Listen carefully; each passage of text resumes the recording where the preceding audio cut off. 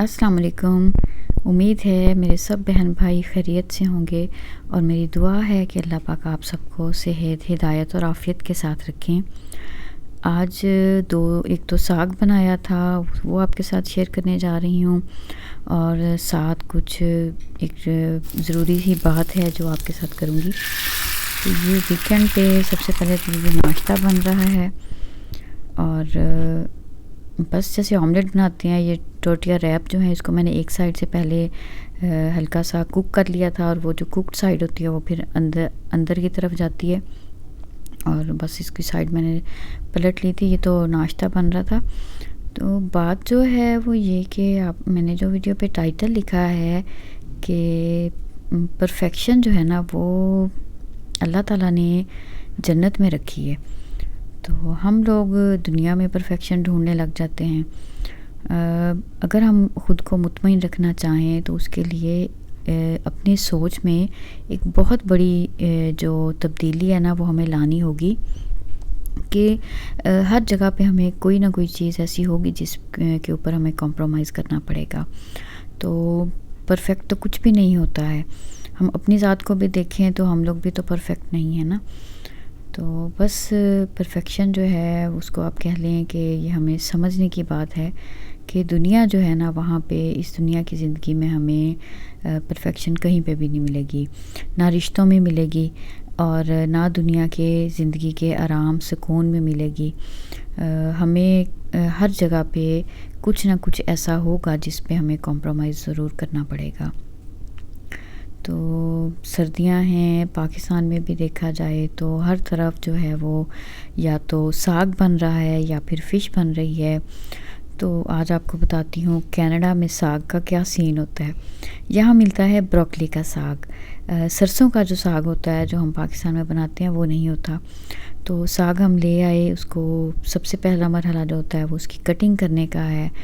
तो इधर कटिंग हो रही है और साथ इसके अंदर पालक भी डाली है मैंने और उसके साथ ये ब्रोकली जो है। ब्रोकली को सिर्फ इसकी ये वाली जो नीचे वाली होता है पार्ट, इसको सिर्फ छील के ऊपर से जो थोड़ी सख्त वाली इसकी लेयर होती है उसको रिमूव कर देती हूँ मैं। और जो इसके क्राउन्स की ऊपर वाली चीज़ होती है ये अलग से रखती हूँ सिर्फ सैलड में यूज़ करने के लिए। इसको बस स्टीम करेंगे और इसको वैसे खा लेंगे, लेकिन साग में फिर ये नहीं डालती मैं। बाकी अब ये अच्छे से मैंने इसको काट लिया है और धो लिया है। इसके पकने में उतना टाइम नहीं मुझे लगा था जितना मुझे इसके काटने और धोने में लगा था। तो बस धुल गया अच्छे से, तो मैंने इसको डाला है कुकर में और पानी ऑलरेडी इसके अंदर काफ़ी अपना ही काफ़ी है, तो मैंने इसमें पानी नहीं ऐड किया। और जब डाला था तो वो देखें तकरीबन कुकर में हाफ़ तक था और जब मैंने खोला तो मैंने कहा हैं ये क्या हुआ, क्योंकि वो इतना कम रह जाता है ना पालक या साग बनानी हो। फिर जनाब साग जो है वो 5 मिनट के लिए मैंने इसको सिर्फ कुकर में रखा था। अच्छा, जब इसको खोला है तो अब मरहला था इसको घोटा लगाने का।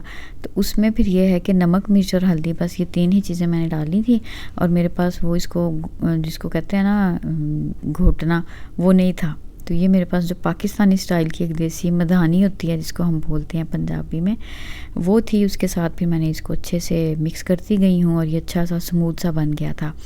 अच्छा, हम लोगों के यहाँ जो बनता है साग उसमें आटा डालते हैं। ये बिल्कुल जैसे मैंने तकरीबन 2 टेबलस्पून के इक्वल डाला होगा, एक डाला था, फिर मुझे लगा कम है, मैंने थोड़ा सा और डाला। तो बस जी, और वो जब मेरा पक के तैयार हो गया, इधर तड़का बना रही हूँ और तड़के में मैंने सिर्फ इसमें लहसुन डाला है और स्प्रिंग अनियन और सब्ज़ मिर्च।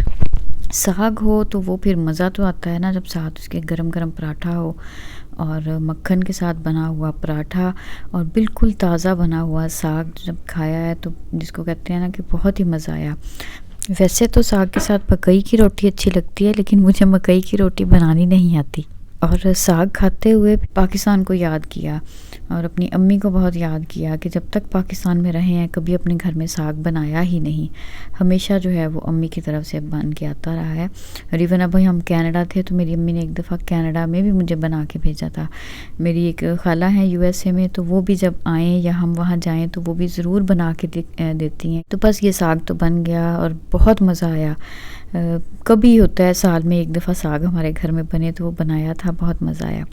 ये जो है नेक्स्ट, ये देखिए जहाँ पे हम लोग रहते हैं वहाँ पे हमारे जो नेबरहुड है उसमें कुछ ना कुछ ऐसा चल रहा होता है।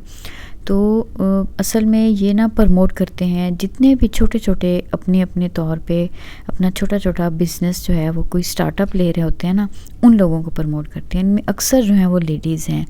और ये बात बहुत अच्छी है यहाँ पे कि औरतें घर में बैठ के कोई ना कोई ऐसा छोटा छोटा काम जो है वो करती हैं, ताकि एक अगर वो घर से बाहर जाके जॉब नहीं भी कर सकती तो वो पॉजिटिवली अपने घर में बैठते हुए अपने हस्बैंड की हेल्प कर सकें, कुछ ना कुछ अर्न कर सकें। और मेरे ख़्याल से तो बेटियों के की तरबियत करते हुए हमें उनके फ्यूचर को ज़हन में रखते हुए अपनी बेटियों को फ़ाइनेंशियली इंडिपेंडेंट ज़रूर बनाना चाहिए। आज के दौर में ये बहुत ही ज़रूरी है, ताकि वो इस काबिल हों कि कल को अगर उनको हमें नहीं पता उनकी ज़िंदगी में आने वाले वक्त में अगर अल्लाह रहम करे कोई ऐसी सिचुएशन बन जाए, उन्हें कोई काम करना पड़े, तो वो फिर कुछ ना कुछ कर ज़रूर सकें। उनके पास कोई ऐसी स्किल्स, कोई एजुकेशन ज़रूर हो जिसके साथ वो अपना जो है वो अपनी ज़िंदगी को आगे बढ़ा सकें। बहुत सी औरतें टॉक्सिक रिलेशंस में रह रही होती हैं और हस्बैंड के साथ सेपरेशन उनकी इसी वजह से नहीं हो पाती है कि वो फाइनेंशियली इंडिपेंडेंट नहीं होती हैं और पेरेंट्स पे बोझ नहीं बनना चाहती हैं। ये भी एक फैक्टर है इसमें जो अक्सर हमें नज़र आता है। तो ये जो आपको अभी सारा नज़र आ रहा है, इसमें देखें यहाँ पे रहते हुए ये कितनी सारी चीज़ें आप डिफरेंट देख सकते हैं। कोई बेकिंग कर रहा है, किसी ने जो है वो अपनी ड्रेसेस हैं, किसी ने अबायाज जो हैं वो, और कोई शूज़ हैं। तो ऐसे डिफरेंट चीज़ें हैं। ये हैंडमेड जो बहुत सी चीज़ें हैं, इवन ड्राई फ्रूट्स हैं।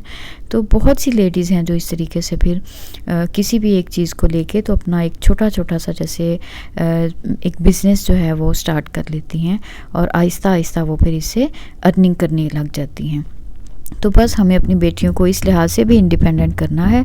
आज का मैसेज मेरा यही था। और परफेक्शन की तलाश दुनिया में नहीं करनी, क्योंकि वो इंशाल्लाह हमें जन्नत में मिलेगी। इसी मैसेज के साथ इजाज़त चाहती हूँ। और ये जो है ये हमने पिज़्ज़ा बनाया था, बहुत मज़े का बना था, बच्चों को लंच में लेके जाना था। तो ये वो है। बस आज की वीडियो में यही कुछ था। मिलते हैं अगली किसी वीडियो में। अल्लाह हाफिज़।